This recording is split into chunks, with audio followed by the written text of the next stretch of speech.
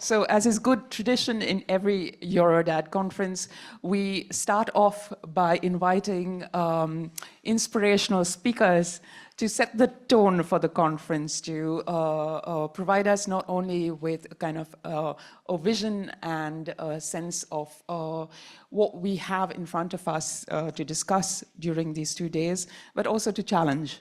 And we have two very, very different speakers speaking from very different experiences, and I think that will make this opening very, very rich.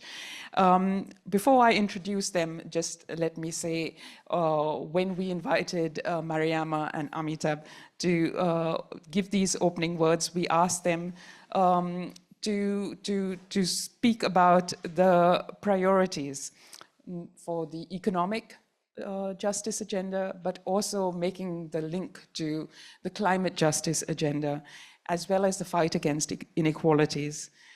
And given the importance that we set on Southern leadership, also asking you all, what is the kind of, how do we ensure that we upheld the importance of Southern leadership of these agendas in official spaces as well as civil society spaces? How do we achieve this? And what role does the UN play in this regard? And obviously, as I alluded to at the start, this year is a year, this era is an era of challenge. We do not ignore that. How do we work on all of these issues, achieve our agenda in light of all the challenges and opportunities we face? So very excited to hear both your takes on that. So we will start with Mariama Williams. Mariama Williams obviously is no stranger to a lot of us, is a veteran member of civil society, but also a veteran of a lot of UN processes. She is a feminist economist and currently the director of the Institute of Law and Economics in Jamaica. Formerly was the coordinator of sustainable development, climate change and gender program at the South Center, a member of the advisory group of the UN Secretary General's high-level task force on financing for gender equality. And she also held various official appointments and has been active in the feminist movement, among others in DAWN, which is a feminist network. Amitabh Behar will then follow Mariama. Obviously, also Amitabh is no stranger to all of us. Amitabh is currently executive director of Oxfam International, and prior to this role, he was chief executive officer of Oxfam India. Before that, was very active in Indian civil society at the National Foundation for India, as well as the convener of the National Social Watch Coalition and co-chair of GCAP. He has served in many civil society boards and leadership roles, and we are very, very privileged to have Amitabh also join us today. Thank you both very much for agreeing to kick us off today, and very much looking forward to the discussion that ensues. So without further ado, I hand over to Mariama.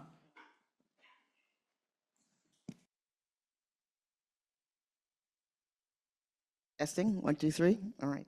So good morning, everyone. Good morning. Thank you for this invitation to be present with you this morning in your deliberation.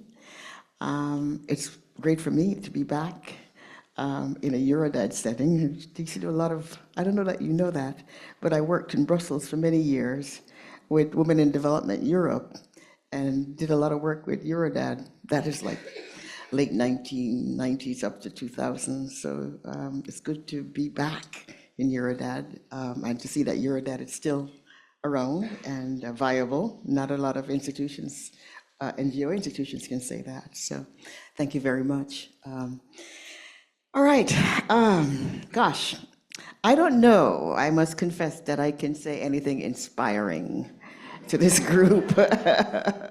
I'm actually here to be inspired. Currently living in the US, in the of the US, in Florida to be specific, in West Palm Beach to be even more specific, though not yet invited to Mar-a-Lago. So still waiting on that. But it is a interesting time, 2025. Globally, we see the reassertion, explicit, let's say, because it's always been there, but the explicit, naked reassertion of US expansionism, the Manifest Destiny and Monroe Doctrine, and also, but that's just one thing. I mean, we've been witnessing for the last 15 months, specifically, the breakdown, explicit breakdown of what many of us in the South have always suspected of what was a rhetorical, farcical system that's supposed to be a rule-based international system that has not functioned for us. And I think the last 15 months of the war in Gaza has shown that there is no real commitment to multilateralism, to human rights. The rhetorics, the curtain has been pulled back in many respects. And many of us in the South have been saying that for a very long time. And so highly skeptical, but it's still nonetheless rude, a rude awakened to see the brutal face of imperialism, because that's what it is, an expansionism in this turn of the beginning of this century. Now, 2025, supposed to be a pivotal year for many things, right? For those of us who have been feminists, the 30th anniversary of the Beijing Platform of Action, which we will be meeting in New York in March to look at. But we also know that it's a kind of anniversary, but we haven't had a conference since 1995. And we haven't had a conference since 1995 because there was great fear that even the progression that was achieved in 1995 we would go back. And so even this 30th year, you will not see any significant discussions about launching, because if you try to launch a negotiation, you'll actually end up way back before 1995. It's also, for many of us, the 70th anniversary of the Bandung Conference and Declaration, which set in motion the spirit of Bandung, the principles of South-South cooperation, the imperative about non-alignment. And so it's also a time for analyzing where we are in the South, coming from that. Where are we going and what's going on? We've seen many different groups of Southern countries taking on their role in playing different role in the system. In regards to finance, we've had the Bridgestone Initiative, we have the BRICS Initiative, we have a whole de-dollarization initiative. There are a whole host of things that are going on. How cohesive? What are their possibilities for really making systematic change in the system, especially a system now that doesn't even pretend that it's a rule-based system? We have a system, I am for climate for the last 10, 15 years. So we're looking to Brazil, this 30th COP. After 30 years of UNCCC negotiation, we haven't managed to really bend the emissions curve. And so it was with great hope that in Brazil, we would be able to put in place a lot of the mechanisms to deal with the flawed climate finance deal that came out of Baku, COP29, and also to deal with how to address emissions reduction in any real significant way. And I must say, I'm not optimistic where we are right now. And it's hard to say that looking 10 months ahead, that Brazil will be able to do much beyond where we got out of Baku. So in a lot of ways, I'm sorry, but it means a lot of work that we have to do. So the intertwined agendas, I think, are here in 2015, right? Out of the Summit for the Future, out of the high-level conferences, We're supposed to reset the SDGs, right? Because we know that almost 60-something% of SDGs are not on track to be successful. And so this year would be also the great push towards resetting the SDGs so that they can meet their momentum. So it means then a lot of reorganizing around where financial flows will come from because everywhere we look, we have a climate finance gap, SDG finance gap, biodiversity finance gap, the fund for loss and damage that was established in Scotland and operationalized in Dubai last year. Currently it has $700 million, of which I think 20 or 30 is from the US. You know that's not coming. So, so a lot of work to be done, I think, by us in civil society, working with developing countries' government in their various formulations to see how we can motivate and push our various sector. And I think we also need to think about how we can work with different actors in the private sector who may be, quote unquote, aligned with some justice-oriented mission, as opposed to those who see this moment as a moment for them to maximize profit and returns in a very aggressive and brutal way, as we can see with some of the oligarchs in the US and elsewhere. So, not a lot to say there. So I just want to say that let's look at the lay of the land for the reality. We can't fool ourselves as to where we are. And then what path do we want to charge out of this? Where are some of the windows of opportunities and possibilities for us as civil society, North and South, working? We know that many of our governments, the most recalcitrant ones, will be taking their cue from the US. Others will be continuing to try to elaborate and finish the job, the mission of South-South cooperation that was set in Bandung. And those, different developing countries are working really hard to do that. But they also are meeting constraints as we are in civil society.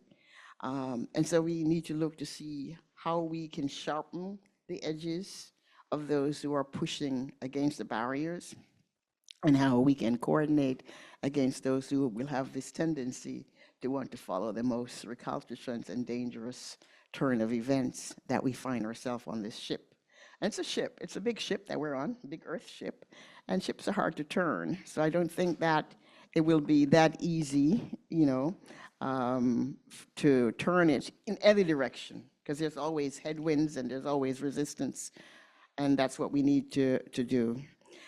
So I want to flag a couple of areas, I think, with regards to the financing and development agenda that are critical.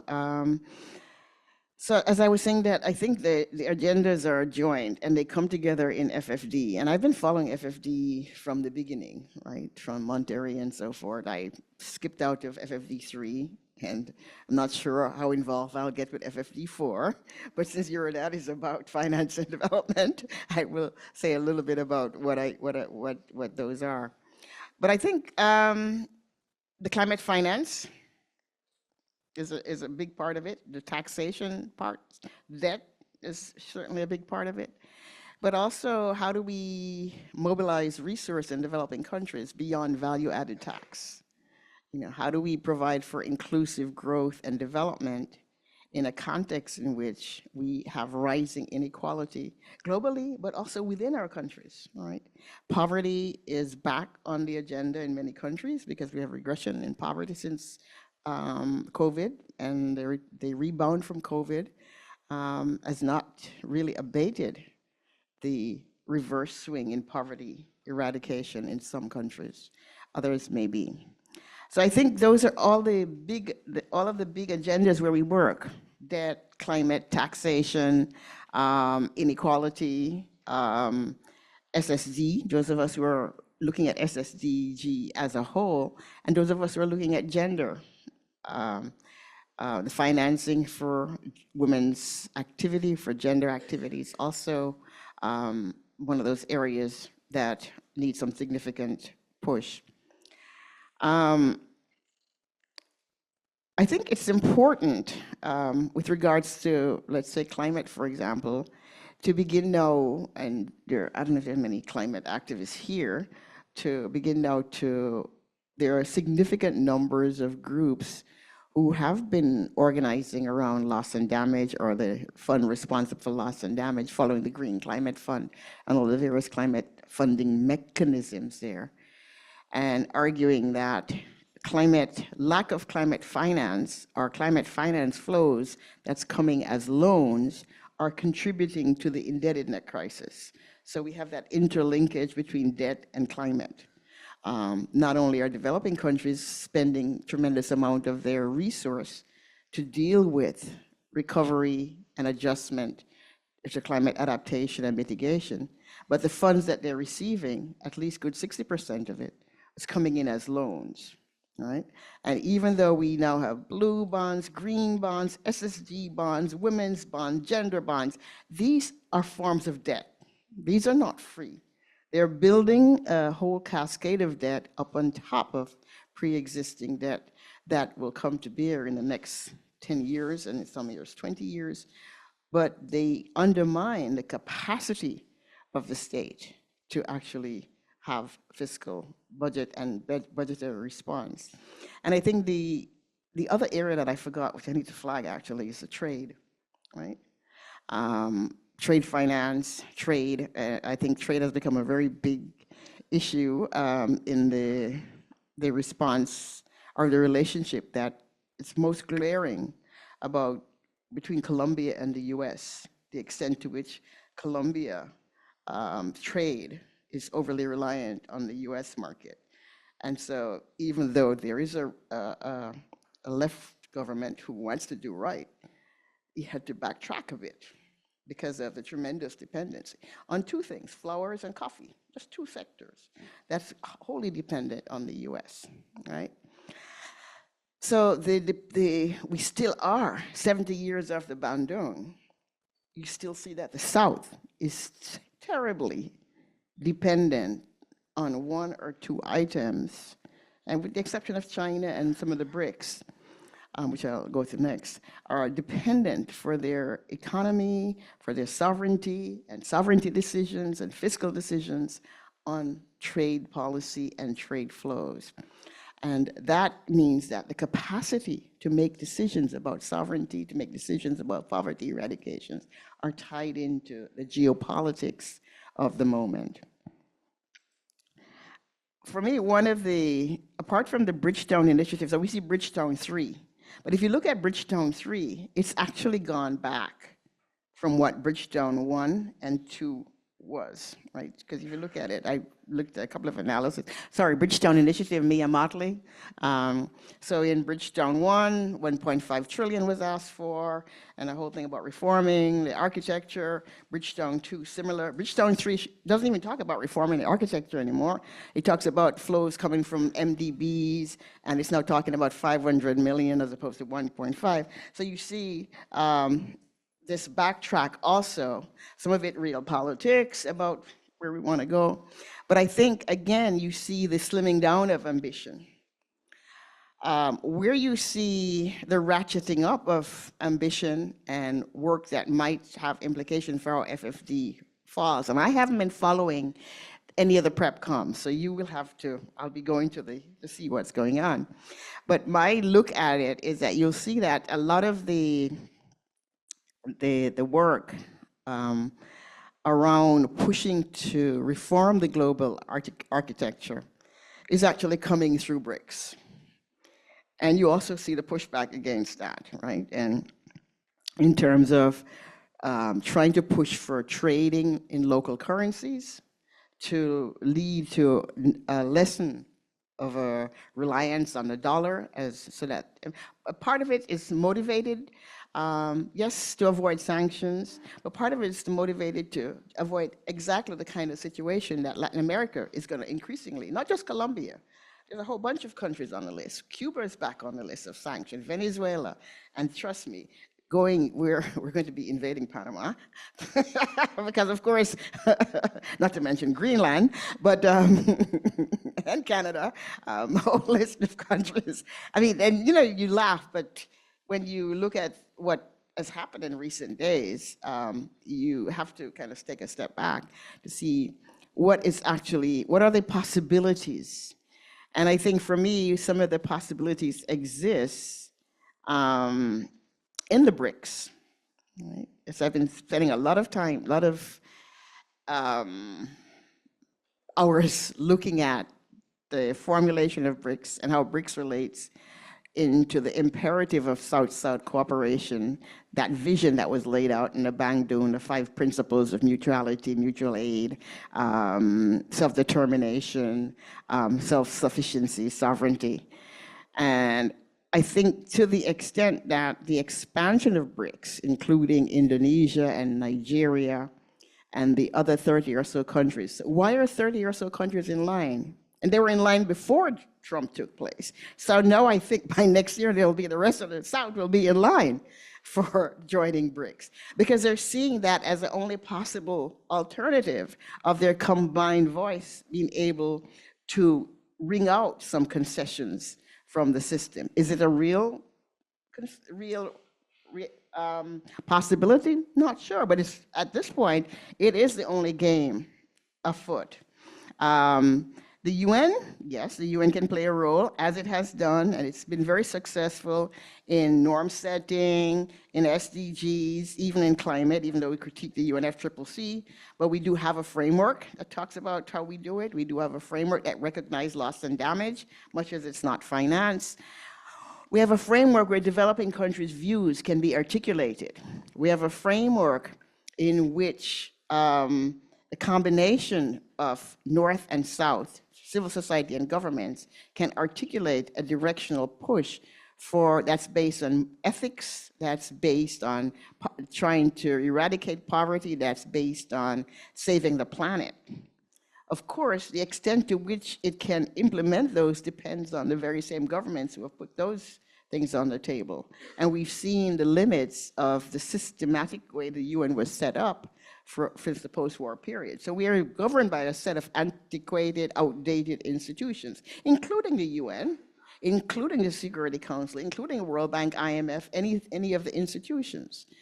But for us to get systematic change in those places, as you can see with the stalled UN reform process, even with the WTO, it's going to require very hard push and a very strong effort by all of civil society working together, even though we have our different entry points, coordinating in trying to shift this ship and in trying to reform the way that the IMF works, the way that the World Bank works, and reform how the Security Council operate. And that's not going to be easy. And there's going to be shifting of alliance, because the alliance that we thought we had, right? Many of us thought we had at least alliance in the EU. I don't think we have the alliance in the EU anymore. It's very clear the EU has sided, and the EU is seeing itself as a satellite of the US. I'm sorry if that makes people uncomfortable, but that's what we see from the South. We don't see an independent EU, we see an EU that is a US satellite. We have to move on. And I will stop there, yeah, and then we'll come back to it. Yeah, indeed, and this gentleman will give you all the inspiration that you need. No, absolutely. Mariama, thank you very much.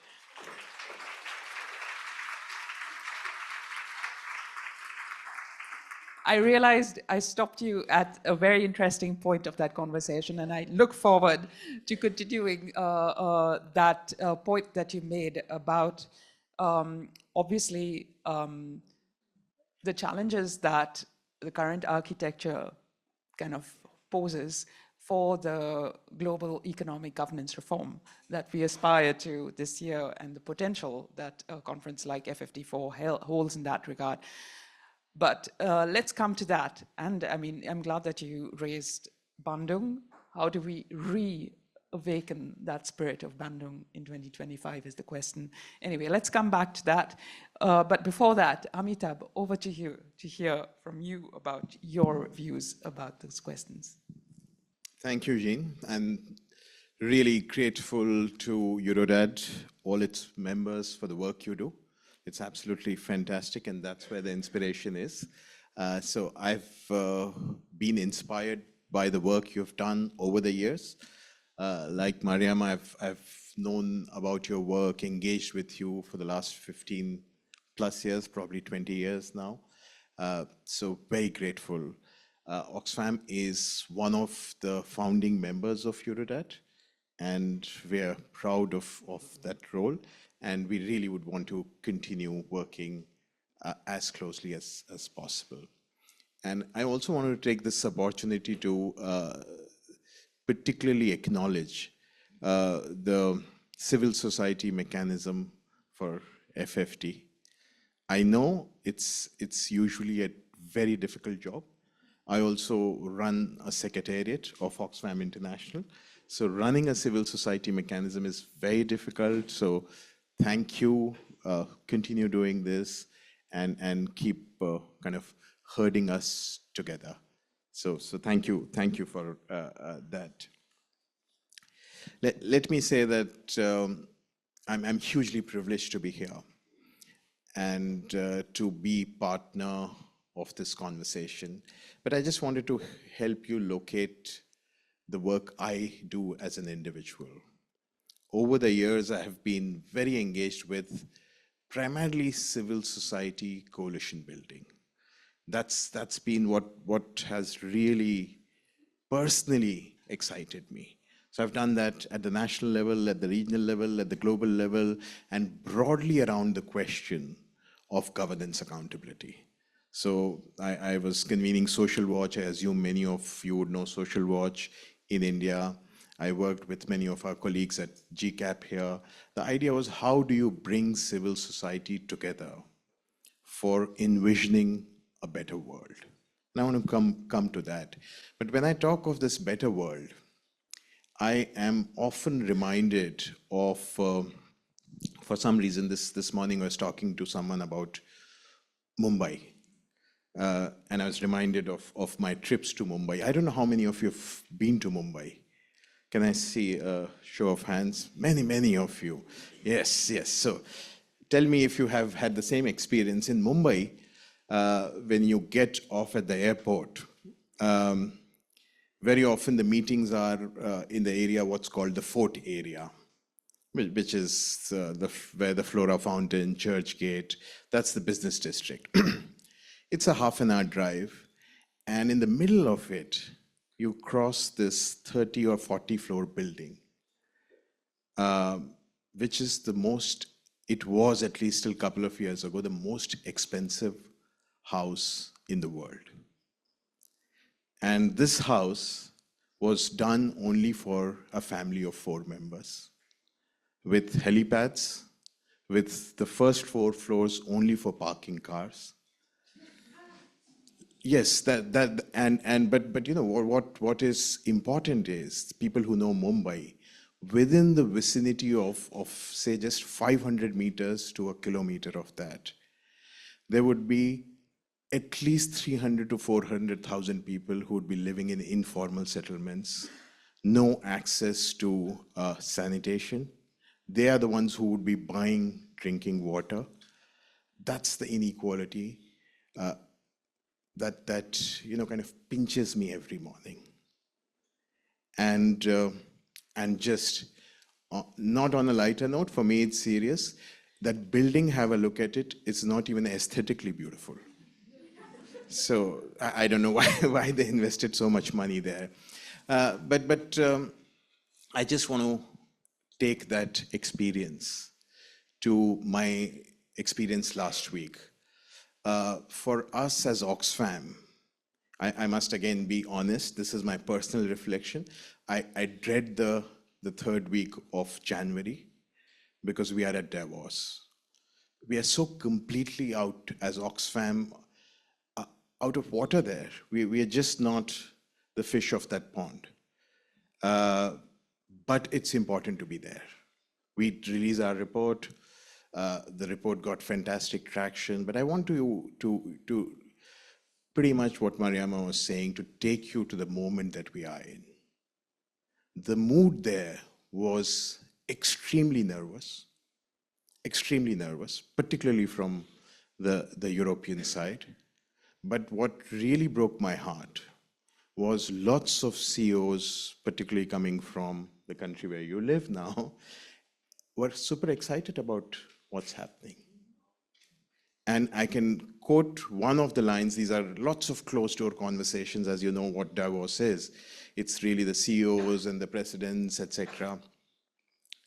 Some CEOs had the cheek actually to say that, good, now we have the time to, and I'm quoting from the meeting, to build a more masculine workforce. This is a tech CEO speaking at Davos. That's the moment we are in. You know, it is, I think it's a moment of massive disruption. And I want to, just take it beyond regular geopolitics, because I think this was coming. This is a moment of a fundamental rupture to the normative framework that has in some ways governed us. As a Southern, I have always been skeptical, if not cynical, of that consensus. But there was at least a broad, the rule of law that we talk of. There's a fundamental breakdown of that normative consensus. And that normative consensus breakdown will reflect in multiple ways, and it's already reflecting in what is called the polycrisis. Because I don't see the polycrisis coming on its own. The crisis of hunger, and I'll talk about it later, the climate catastrophes that we see, the crisis of inequality, it's, you're looking at multiple crises, which the World Economic Forum calls as the polycrisis. But I believe that it's really not a polycrisis. It's one crisis manifesting in multiple ways. And that is the crisis of the economic order we have created. And I'll try and talk about it, but that's really the economic order. My appeal to this group is, let's kind of zoom out a little. This is a fantastic moment for us to fundamentally relook at this economic order. Look at 25. Yes, there's this moment of disruption. And I can go on talking of stories of what I have experienced in different countries. How just to, if you just take a pause and go to Gaza, close your eyes and go to Gaza, I think we don't need to really talk much more about where the world is. With 10,000 children killed, 48,000 plus civilians killed, that's the moment we are in. So at this moment, how do we seize the moment? How do we start looking at a fundamentally new approach to the economic order, which in many ways is the driver of the different crises that we see?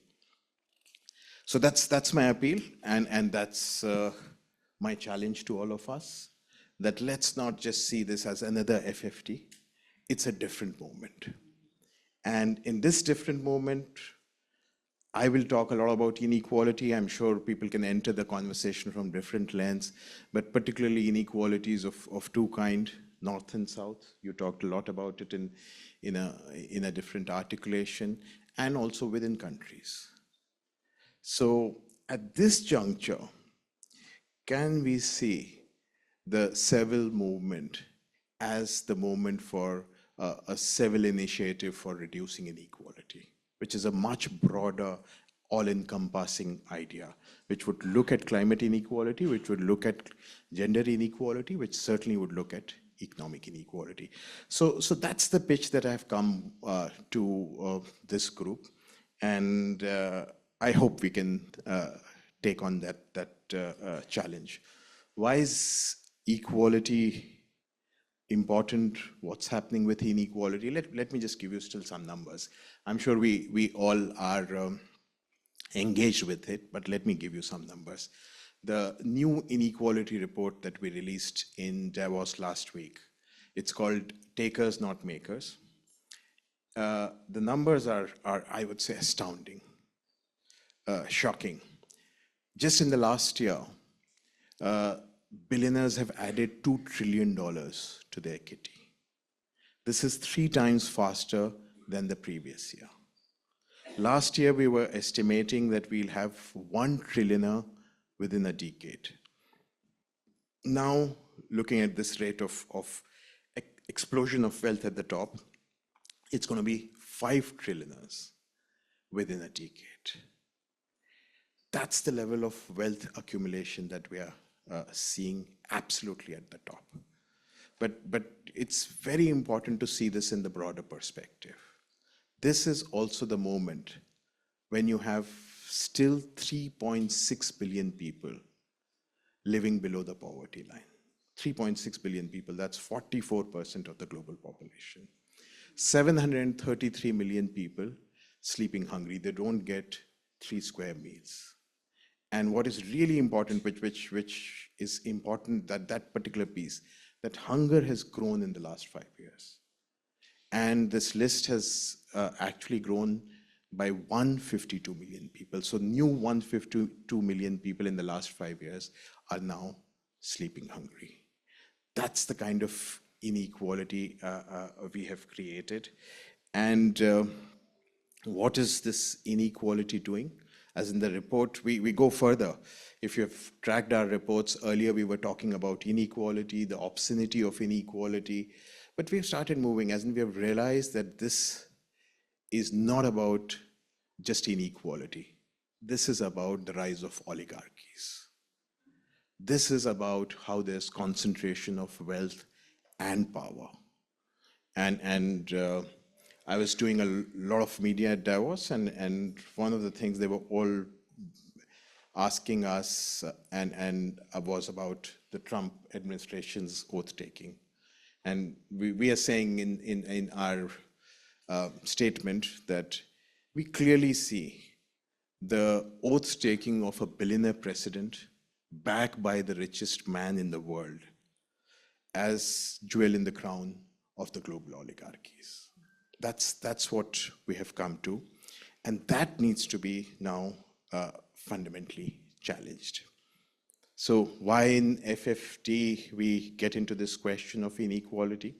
As I said, I am fairly convinced for this audience I don't need to build a rationale, but let me just kind of buttress the argument with a few thoughts. So I think I've talked of what's happening with inequality, but let me also talk of the brighter spots at the moment. At this moment, you are seeing at least some traction around inequality. Particularly, we saw that in G20 in Brazil. But I do feel that G20 is still an elite club. And we need to move that conversation from this exclusive club of 20 countries and now the Africa Union, but to a real club of 197. That's the UN mechanism, and that's why we are making this pitch that FFT must engage with this. This is a democratic space where every voice has the same vote. In fact, we are saying it's not about one vote for a dollar, but it is one vote for a country. So that's the space that we are looking at. I have already talked about the enormous wealth that's been created. So we need to also recognize that there's enough wealth now in the world. It's a question of redistribution that has not been addressed. If we address that, we can address the massive challenges of the SDGs and the polycrisis that I talked of. But most of this wealth now is in the hand of private individuals. And those private individuals, again, as I said, it's essentially oligarchies. They have got enormous power to shape policies. And what this essentially does is leads to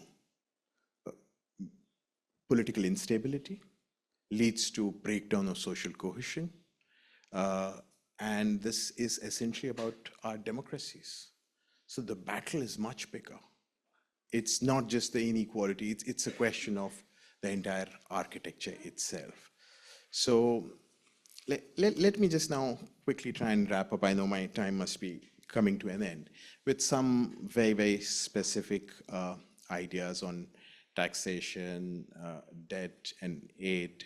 So on taxation, I think we have the UN Tax Convention. How do we ensure that that's the central conversation going forward? So that's again a pitch that I would make. And how do we ensure that it also is looking at taxing the super rich, the initiative that I talked of, which has emerged from Brazil. The second, in terms of debt, I think, again, it's a serious conversation. At this moment, I'm sure, as in this is a group, I've learned from all of you, but this is my moment to give you some statistics back. So I'm sure it's somebody, you would have researched it, but there are 50 countries at the moment who are actually giving 48% of their national budgets in debt repayment. Just imagine, 48% goes back, and where is it going? Essentially to the rich creditors, rich private creditors sitting in London and New York. The World Bank also says that, oh, we end up giving concessional loans, but what does it really mean? That the money flies back to those private investors. In fact, if this is really the story, World Bank could probably directly write a check to BlackRock. That might be easier to save all the paperwork and the transaction cost. But just imagine, what is this doing? The 90+ countries who have had to cut massively public services, education, health. What does it mean? Fewer doctors for communities, fewer nurses for communities, fewer teachers for your children. That's what we are looking at. And our research all around tells us that investments in public services is one of the best drivers of an equal society, of a happy society. So that needs to be looked at. If you look at the question of aid, I hope we can bring it back. There's a larger question of economic justice that we believe in, but aid is critical. In fact, I really hope we can take the conversation the way the climate movement has already taken it to reparations. That's what we need to be looking at, but let's at least ensure 0.7% of the GDP. That's a commitment. And I'm sure everybody has seen the US aid letter that's doing the rounds. And I have two of my personal friends who've already just lost their jobs in India because of this letter. And that's going to happen across, everybody would know. But it's not about our friends losing jobs. It is the impact that's going to happen on communities. So let's focus on that. And let me just also talk of privatization of public resources. And this is, I want to kind of end with that, is the point. I'm a student of politics, and in politics I would read about the evolution from a welfare state, evolution or not, but the transition from a welfare state to a regulatory state to a predatory state. What I'm seeing and what I'm reading, what I hear from a lot of people is essentially we have moved from the Washington consensus, and I'm sure this group has critiqued that enough, to what's now called the Wall Street consensus. What is the Wall Street consensus? It is essentially leveraging the power of the state for facilitating private capital. That's what we are looking at. And that also needs to be fundamentally challenged. This consensus that we are almost seeing that, oh, the money is, I talked about why the money is in the hands of such few people. Another data point from our report, 60% of the billionaire wealth is unearned. It either comes from hereditary sources, monopolies, or crony capitalism. That's what you're looking at. And here we are saying that we need to facilitate that private capital. So that's the scenario. Let me just kind of end by renewing my appeal. Zoom out. Let's move out of our silos. Let's look at 25 as this massive moment where we need to build alliances, not just alliances within the people who work on finance, aid, and debt, but people who work on climate, people who work on gender. There are movements happening. Look at the People's Power in Nairobi. They were able to push back a regressive tax. Look at the People's Power in Bangladesh. They did change a regime. So yes, there is Trump, but there's also People's Power. And this is our moment to really coalesce together for a new imagination. Thank you.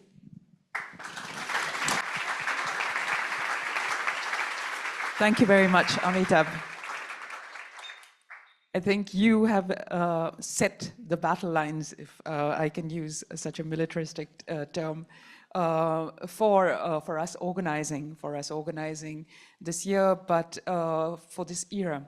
I mean, both you and Mariama set out that obviously there are the needs, there is the financial needs, but it's not that there is a lack of finance. The problem is that the money is going and is being concentrated, and we are in an age of oligarchs, but we are also an age of people power. And that's what these 2 days are about, and what we're going to be discussing.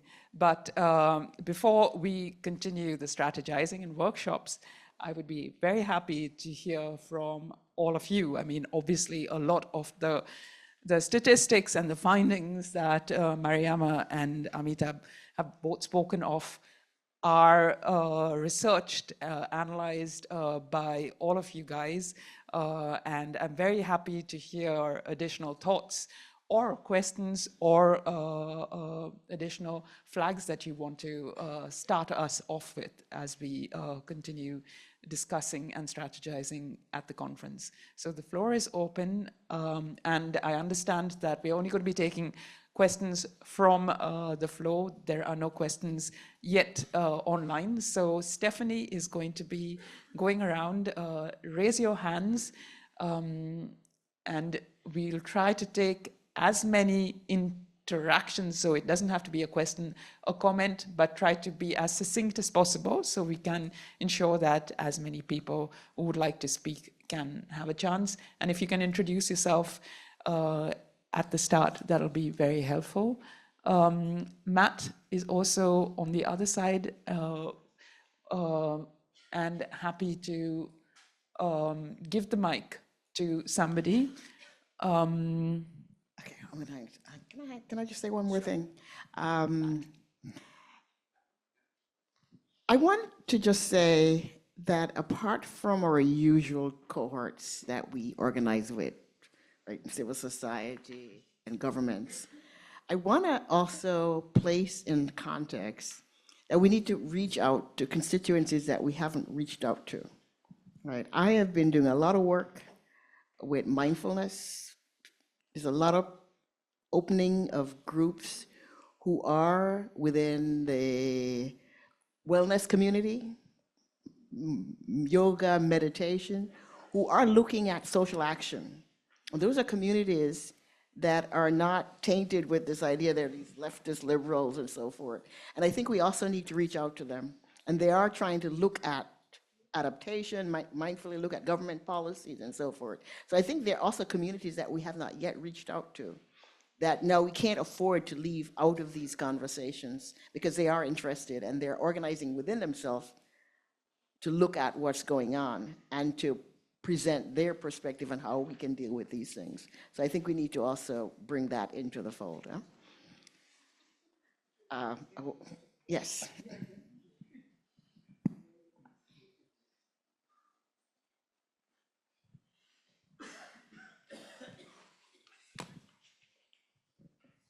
Hello, everyone. I'm Scarlett from the For Climate. We are a grassroots movement. Thank you so much for having us here. It's a question, I guess, for all of us, since we are in such a particular polycrisis that is affecting all of us. And also we have BRICS that is gaining more traction, and we as a movement don't support BRICS because it's just basically the same system that they want to implement. How about we bring back NEO? Because I think we can agree that we do need a new international economic order, but we think that adopted to the current needs, that NEO, that proposal that was accepted 51 years ago, can be a better alternative than BRICS or the current financial system. So what are your views on this?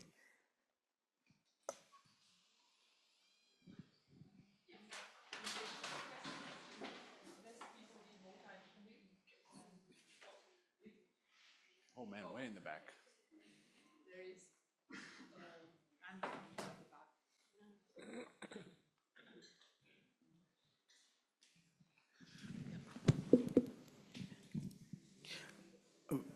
When we discuss about the inequalities, we also must discuss about systemic structural discriminations which traditionally and continuously making the inequalities, like racism, casteism, patriarchy, and many like.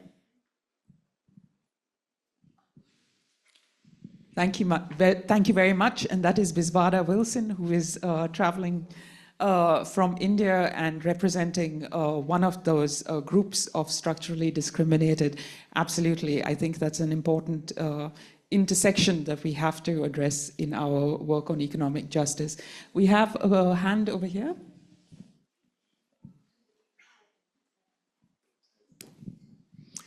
Michael Hanfstengel from SOCDEF Justice from Germany. Thank you for the excellent presentation. I share your positions, but I have one only small question to the statistical information. There is a difference between national budget and public expenditure. I learned a lot from Tanzania during the HIPC process. They always claimed, oh, it is that and that portion of the national budget we give to debt service. But all the teachers were paid by regional budgets, water supply was organized on the district level and so on. So therefore, I like to get more information about that big share, 48% of the national budget for debt service. Is it true?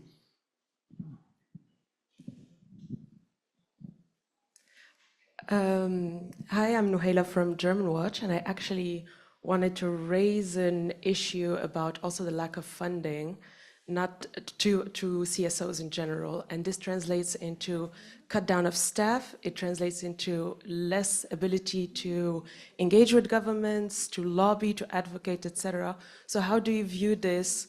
Like, how can we also have access to funding so that we can continue these actions?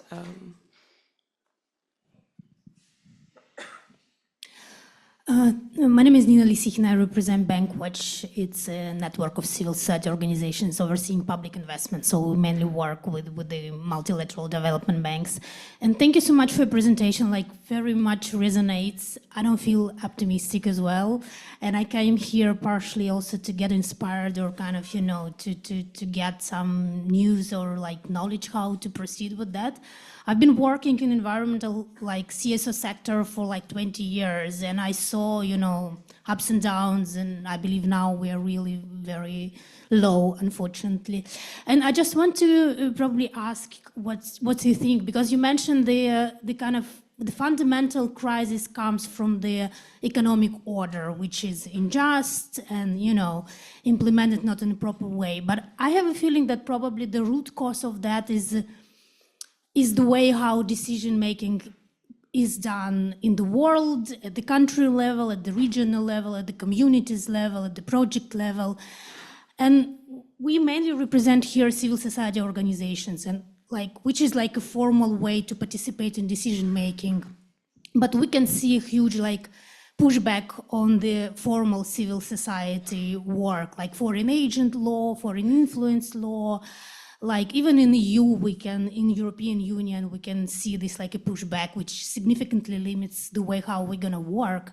So I think maybe we should focus or prioritize our work on engaging more different like actors and stakeholders into decision making, because like economic inclusion is really good, but without like political inclusion, right, without development of inclusive political institutions, it will not translate into development, into sustainable development. And probably this is where we could maybe altogether look a bit more in particular, and I would appreciate your view on that. Thank you. Thank you very much. We take one last question and then I will turn back to the speaker. Thank you so much. Patricia Miranda from Latindat. I'm taking your comment about aid and the ODA and how to reach 0.7%. And this has been a key factor in the last day of negotiations in Addis Ababa, almost 10 years ago. So now we are hearing about an aid 2.0, like to reform completely aid. And so I would like to ask the panel, what are your thoughts about this, and to what extent this can be, could make a difference in the FFD process negotiations? Thank you.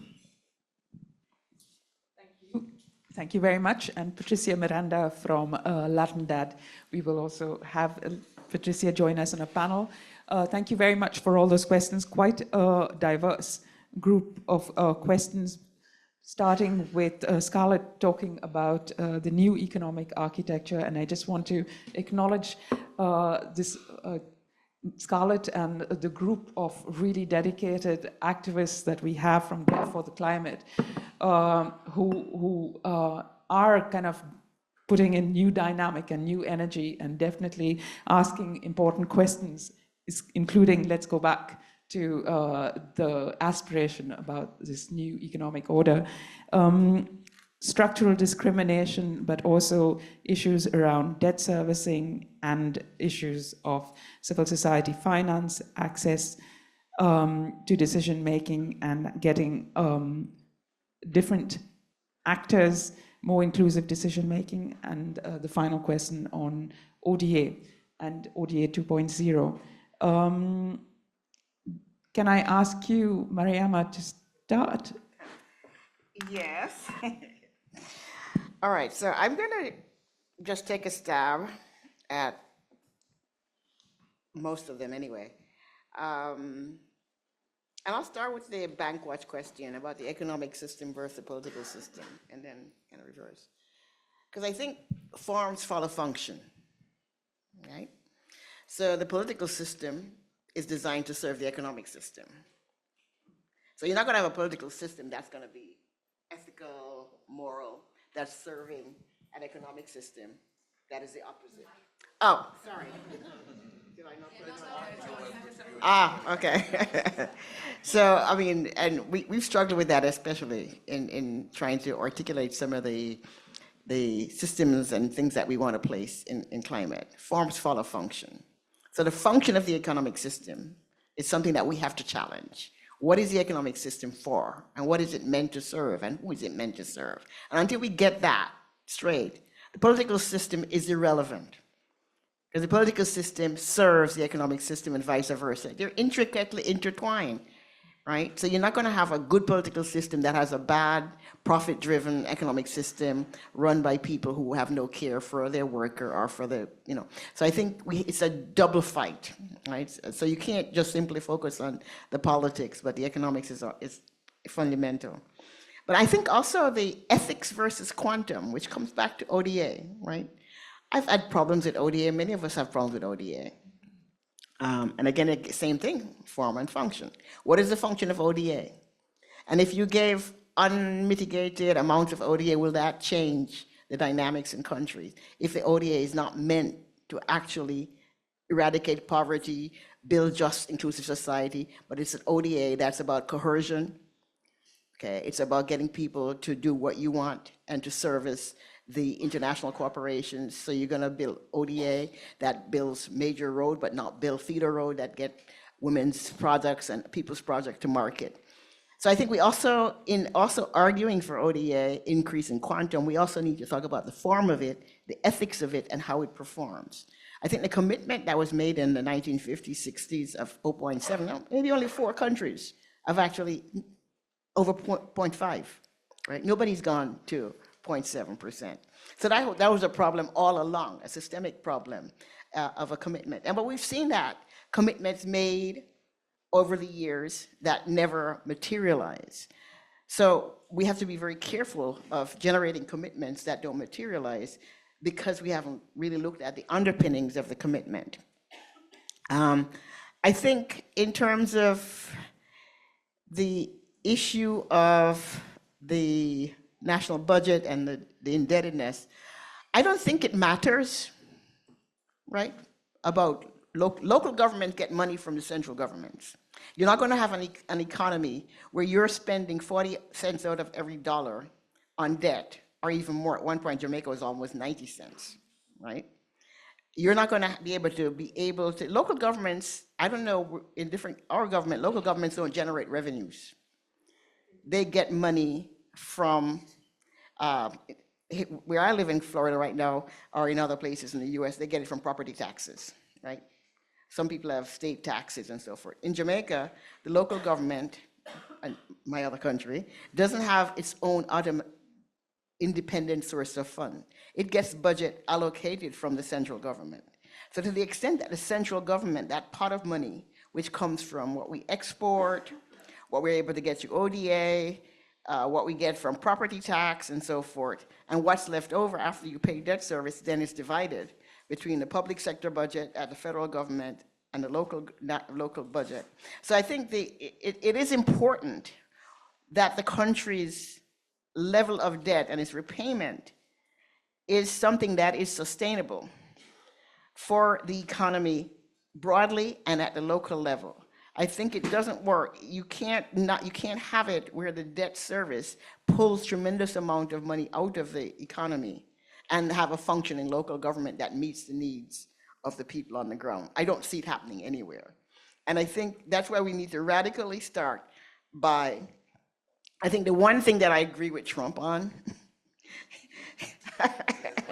there is one thing, is that he's put a stay on and say, let's audit these things. And I've been saying that our governments, each successive government that comes into power at least in Jamaica, simply accepts the debt. And then they build on it. They don't do a thorough assessment to say, really, what is going on here? Where is the aid money going? What is going on? They just continue their own process. And we've never systematically audited what is going on. That's the only thing I would say, that you take some time and you audit before you move. They have a whole different motivation, right? But I think we need for our governments to do that. And then we also need to work for cancellation. We need to work for systemic debt, orderly debt workout mechanism, because we need to see the debt, the continuation of the debt is a means of control, right? It always has been a means of control. It's a means of controlling, buying Southern control over US and EU foreign policy decision making. Otherwise, we would have resolved this thing a long time ago, right? And so debt plays a particular role in the system, and it's important beyond feeding the banks. There's a political mechanism that the debt plays, and that's why we have it. So we need to really get at these things and push for this systematic cancellation of the odious debt and the really negative debt and the military debt, and now the climate debt, which is why the other aspect of the Bridgetown Initiative that I really liked was this idea of distinguishing climate debt, because increasingly, a lot of this debts in the Caribbean and in the Pacific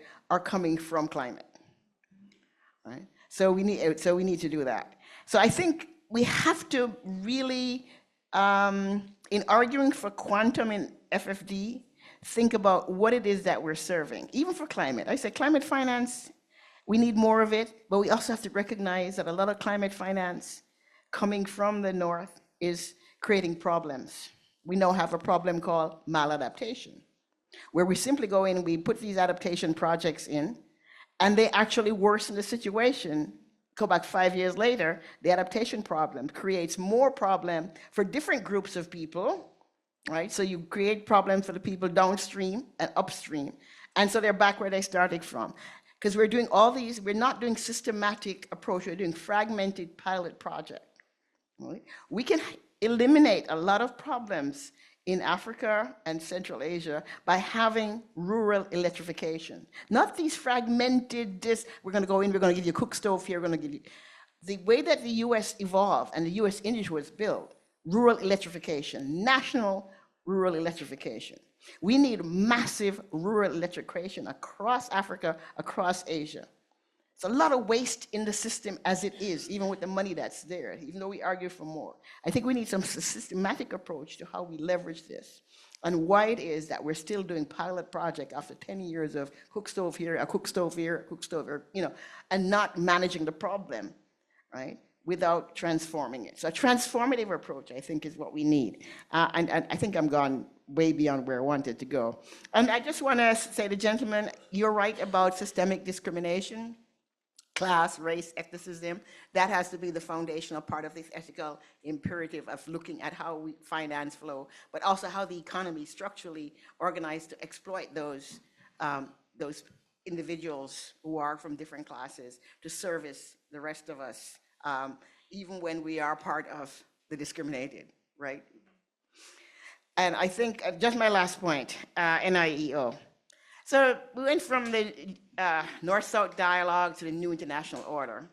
Those are paradigms, right? In order for them to function, you need institutional frameworks to carry them through. And all of the institutions were set up from Bandung to North-South dialogue, no longer have any power. UNCTAD was set up to do that.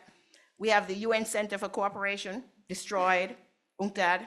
UNCTAD is non-functioning in terms of what it needs to do. And every year, every 2 years, it's fighting for its survival, right? For the little bit that it actually is able to do. Without institutional framework, you don't get change. And there are problems with BRICS, but there's problems with everything else. What we need to do is, what is BRICS accomplishing?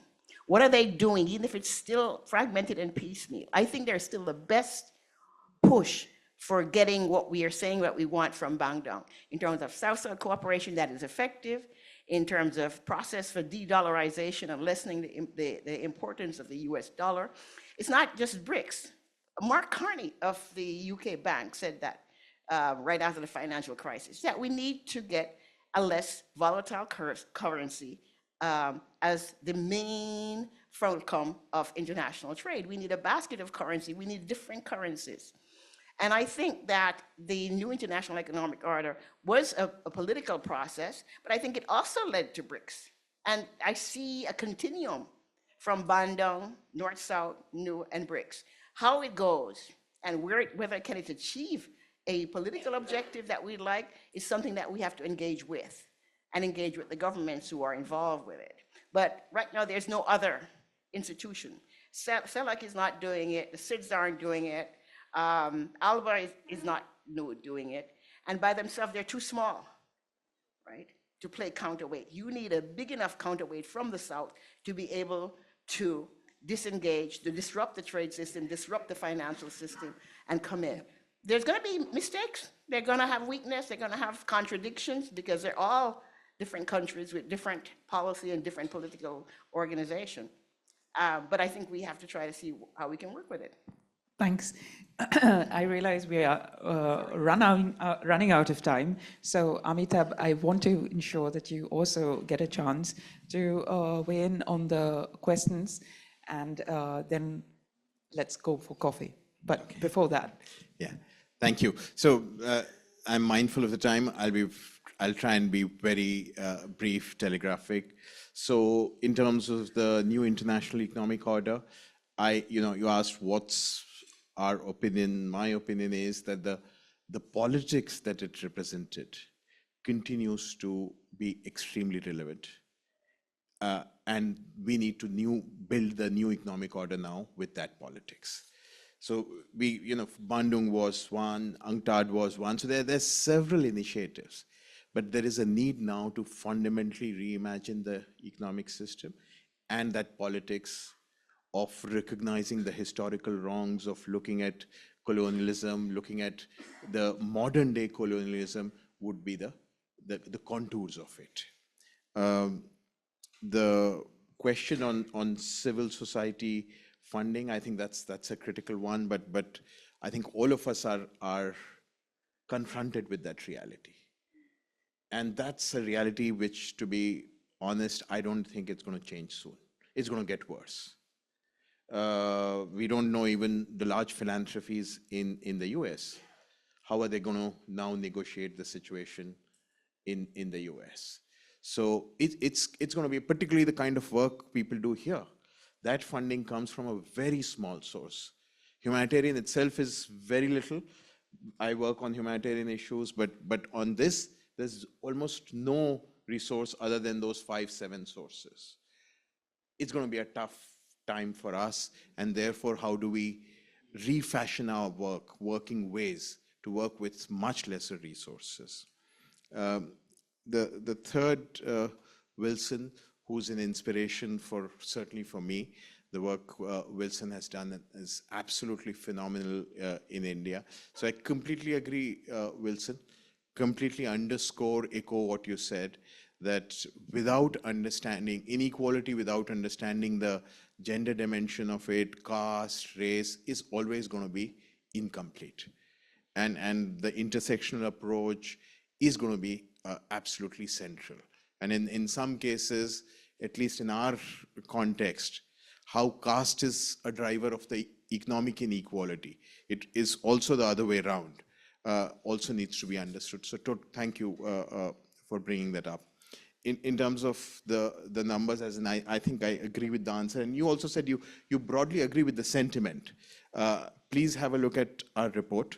It'll give you the details, the research, where it's been done, and happy to take that feedback that if it's not 48, it might be 44, but it's not going to be significantly different. That's my sense, but have a look at the report. And this report is, I hope you've seen it, it's well researched. I'm sure my colleagues would be able to give you how we got the number. And I didn't hear disagreement on the sentiment, so I don't want to then go into that. The question of, this question of, can we have more participatory processes which will reform the economic system? I really doubt that. That's the point we are making. Look at an Elon Musk. He's now, this week earlier, he was in Germany trying to influence the German elections. He's invested in UK in a big way in a particular party. So the people who have wealth are clearly at the moment running governments. They completely control media houses. The kind of power they have. Who was sitting in front when Trump was taking charge? The top 3 richest men in the world were sitting there. That's the access you have to power. For us to assume that we can just create more processes, I really doubt that that's going to change. It's the economic power which then is moving to political power. Having said that, because I heard 2 parts to your question, I completely agree that civil society must continue to strive for ensuring participatory processes, ensuring democratic processes, and that's our responsibility, because that's our power of ultimately trying to bring in the voices of the most excluded, the most marginalized into the main conversations. But I do think that if we don't challenge the economic power concentration, we'll not be able to challenge the political monopolies that we have created. In terms of the FFT, again, it is hopefully a broader conversation. There are multiple parts to it, so I hope we'll get into that discussion. Thank you. Thank you very much.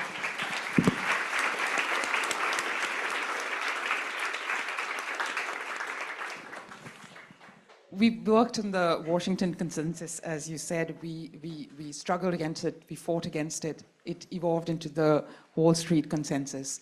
And now we are in an era of oligarchy. I realize that it sounds like it is a losing battle, but at the same time, at the start, you started by saying, we are 30 years from Beijing, we are 70 years from Bandung, we are also more or less 30 years from the Monterey Consensus. There have been bright spots along the way where the world has come together in that ethical framework. And I think that civil society has played a very important role in that. And so let's not lose hope. I think we have the energy in this room and in uncharted places, as you say, the mindfulness community. I've never thought about that.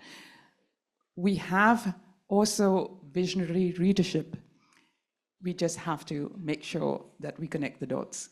So that's what we are going to be doing in the next 2 days. We're going to continue it in this year, but it's going to continue. The struggle is going to continue in Sevilla and after that. That's the important spirit to take with us. So thank you very much for starting us off. Thank you very much for engaging.